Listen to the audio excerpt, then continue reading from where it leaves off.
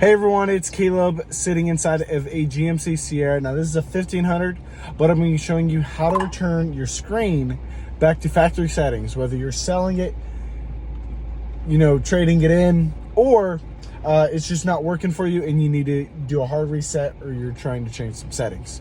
Once again, let's hop right in. Now as we come around here, what we're going to do, we're going to go to our settings menu. We're going to swipe over and go into settings. Now, as settings loads up, we're going to go down to all the way down to the bottom, and you're going to go to system.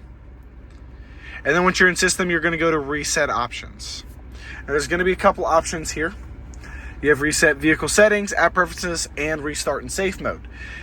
I don't really play with safe mode too much, but to kind of show you real quick what it is, restart your information. Some applications installed after the vehicle may be disabled.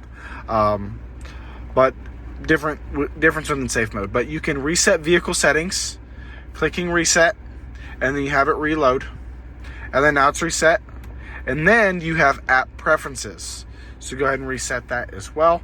And once everything's reset, you're back to it and everything should work properly. Now that's to help just reset everything in general, but I'm gonna say thank you again for watching. I'll see y'all soon.